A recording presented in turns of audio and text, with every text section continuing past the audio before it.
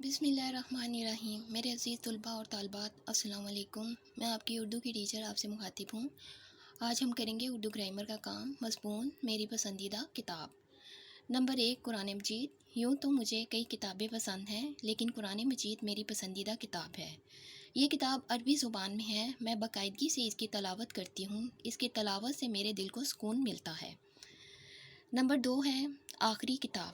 اللہ تعالیٰ اپنی مخلوق کی رہنمائی اور ہدایت کے لیے ہر زمانے میں نبی اور پیغمبر بھیجتا رہا ہے۔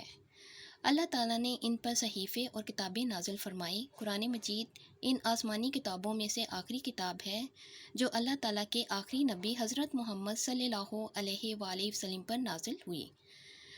نمبر 3، مکمل اور جامع کتاب۔ قرآن مجید ایک مکمل اور جامع کتاب ہے۔ اس کتاب میں زندگی کے ہر مسئلے کا حل موجود ہے۔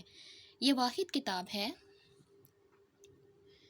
جس کی حفاظت کا ذمہ خود اللہ تعالیٰ نے لیا ہے۔ نمبر 4، تلاوت قرآن کا اجر۔ قرآن مجید دوسری تمام آسمانی کتابوں سے افضل کتاب ہے۔ اسے جس نے سچے دل سے پڑھا اور اس پر عمل کیا وہ جنت کا مستحق ٹھہرا۔ نمبر 5 پہ ہے بیماروں کے لیے شفا۔ قرآن مجید میں بیماروں کے لیے شفا اور دکھی لوگوں کے درد کا علاج موجود ہے۔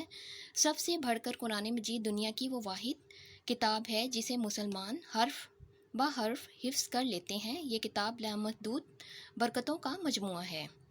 یہ کتاب انسانوں کے لیے ہدایت اور رہنمائی کا سرچشمہ ہے۔ غرض یہ کہ قرآن مجید کی جتنی بھی تعریف بیان کی جائے کم ہے۔